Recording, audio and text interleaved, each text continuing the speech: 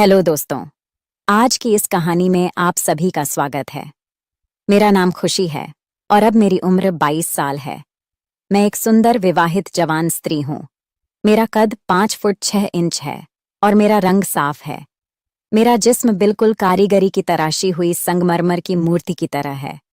मेरी शादी हुए 2 साल हो गए हैं और मेरा एक बेटा है जो कि मेरी शादी के 1 साल 3 माह बाद हुआ था और अब 9 माह का है। जब वह 4 माह का था तब मेरे पति का तबादला अमेरिका में हो गया था क्योंकि उनका क्षेत्र इंटरनेशनल था। इसलिए वह परिवार को अपने साथ नहीं ले जा सकते थे। उन्हें हर 11 माह के बाद 1 माह के लिए भारत आने की इजाज़त थी। विदेश जाना उनकी मजबूरी थी, इसलिए मुझे और मेरे 4 माह के बेटे को अकेला छोड़ गए थे। हम अकेले न रहें, इसलिए मेरे पति ने मेरे ससुर यानी कि मेरे पिताजी को हमारे साथ रहने के लिए शहर बुला लिया था। मेरे ससुर जब हमारे साथ रहने के लिए आए तब उनकी उम्र 48 साल की थी। वह हमसे अलग गांव में रहते थे। मेरी सास की मृत्यु 1.5 साल पहले हो गई थी और पिछले 1 साल से ज्यादा वहीं पर गांव में अकेले ही रहते थे। पापा जी आर्मी में मेजर रह चुके थे और रिटायर्ड होने के बावजूद वह बहुत फुर्तीले थे। आर्मी के तौर तरीके और तहजीब वह अभी तक नहीं भूले थे। गांव में रहने और खेतीबाड़ी करते तथा गांव के शुद्ध वातावरण के कारण उनका शरीर बहुत ही गठीला था और इस आयु में भी वह एकदम 28-30 साल के जवान लगते थे। पहले जब भी वह अपने सासू माँ के साथ हमारे घर आकर रहते थे तो मेरी पड़ोस ने उन्हें मेरे पति के बड़े भाई ही समझती थी। पति के जाने के बाद पिछले 7 माह से वह हमारे साथ ही रह रहे थे। पढ़े लिखे होने के कारण उनका उठना बैठना और पहनावा भी शहरवासियों जैसा है, इसलिए मेरे साथ घर में बहुत जल्दी एडजस्ट हो गए थे। घर के काम और बच्चों की देखभाल में मेरा हाथ बटा देते थे। मुझे और मेरे पति को करना बहुत पसंद है और शादी के बाद कई दिन तक हम ऐसा नहीं था कि हम अब मेरे पति को अमेरिका गए हुए लगभग 7 माह हो चुके थे और इन 7 माह में पहले 2 माह तक मुझे एक बार भी क्रिकेट खेलने को नहीं मिला।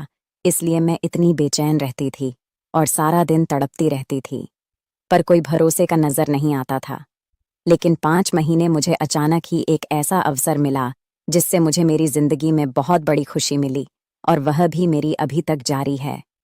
ये उस दिन की बात है जब मैं घर की सफाई का काम करती हुई पापा जी के कमरे में गई तो मैंने पाया कि वे कमरे में नहीं थे। मुझे समझ में नहीं आया कि वे कहाँ गए होंगे, इसलिए मैं इधर उधर देखने लगी और तभी मुझे उनके बाथरूम की लाइट जलती हुई नजर आई। मैं जिज्ञासावश उठी और जल देखने चली गई। वहां मैंने देखा कि बाथरूम का दरवाजा थोड़ा सा खुला हुआ है और अंदर से कुछ अजीब सी आवाजें आ रही हैं। मैं सुनकर घबरा गई और सोचा कि शायद पापा जी की तबीयत ठीक नहीं है या वह किसी तकलीफ में है। मैं घबराहट से जल्दी से बाथरूम का दरवाजा खोलकर अंदर झांकने लगी। अंदर का नजारा देखकर मेरे होश उड़ गए। पापा जी अपने महाराज की बड़ी तसल्ली से मालिश कर रहे थे। इससे पहले मैं अपने आप को संभाल थी। तभी मैंने देखा कि पापा जी जोर जोर से सिसकियां ले रहे थे। यह सब देखकर मेरी नज़र में जोर से एक लंबी सांस निकाली, जिससे सुनकर पापा जी ने पलटकर देखा और मुझे देखते ही गुस्से से बोले, तू यहाँ पर क्या कर रही है? उनके गुस्से से भरी आवाज सुनकर मैं डर गई और बिना आवाज दिए वहां से भाग गई। इस घटना के 2 घंटे बाद मैं तो उनके सामने भी नहीं गई, लेकिन दोपहर का खाना बनाने के समय बेटा तंग कर रहा था तो मुझे मजबूर होकर उसे उनके दोनों के लिए जाना पड़ा। तब बिल्कुल भी पापा सामान्य तरीके से पेश आए। इससे मेरी जान में जान आई और मैं भी उनके सामने आने जाने लगी तथा सामान्य तरीके से व्यवहार करने लगी। लेकिन उस घटना के बाद अगले दिन भी मैं उस नज़ारे के बारे में सोचती रही। अगले दिन रात को सोने के समय मेरा बेटा बहुत रोने लगा। जब वह चुप नहीं हुआ तो मैं उसे पापा जी के कमरे में ले गई और उन्हें देकर उनसे चुप करवाने का आग्रह किया। पापा जी ने गोद में लिया और मुझे तेल लाने को कहा। मैंने उन्हें तेल लाकर दिया तो उन्हें मेरे बेटे के पेट पर तेल मलना शुरू कर दिया। कुछ ही देर में बेटा चुप होकर उनकी गोदी में सो गया। पोते को दादा के पास छोड़कर मैं अपने कपड़े बदलने चली गई। तभी मेरे दिमाग में योजना आई कि अगर मैं पापा जी को अपनी झलक दिखलाऊं तो शायद कुछ बात बन जाए। अपने सारे कपड़े चेंज करके अपने गुलाबी रंग का पारदर्शी सा नाइट सूट गाउन पहना। फिर बेटे को पापा जी के कमरे में लेने के लिए गई। पापा जी ने मुझे उन कपड़ों में देखा और एक टकटक देख ही रहे थे। उनकी आंखों की चमक बता रही थी कि वह मेरे बिछाए हुए जाल में फंस जाएंगे। मुझे सिर्फ कुछ इंतजार करना पड़ेगा। जब मैंने पापा जी से बेटे को लेने के लिए हाथ बढ़ाया तो वह उन्हें देखते ही एकदम स्थिर हो गए। मैंने कहा, पापा जी, यह सो गया है, लाइए मैं इसको बिस्तर पर सुला दूं। तब हड़बड़ाकर उन्होंने कहा, यहीं यह अभी अभी सोया है, कच्ची नींद में है, इसलिए इसे अभी यहीं रहने दूं। मैं हाँ करती हुई अपने कमरे में चली गई। मुझे नींद नहीं आ रही थी, इसलिए मैं बहुत देर तक ऐसे ही करवटें बदलती रही। तभी मुझे याद आया कि मैंने बेटे को दूध पिलाया ही नहीं।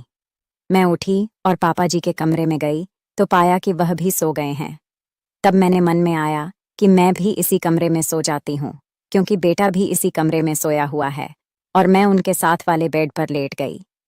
बेटे को अपने पास खींचा और इतने में पापा जी की नींद में ही करवट बदली और सीधे होकर सोने लगे।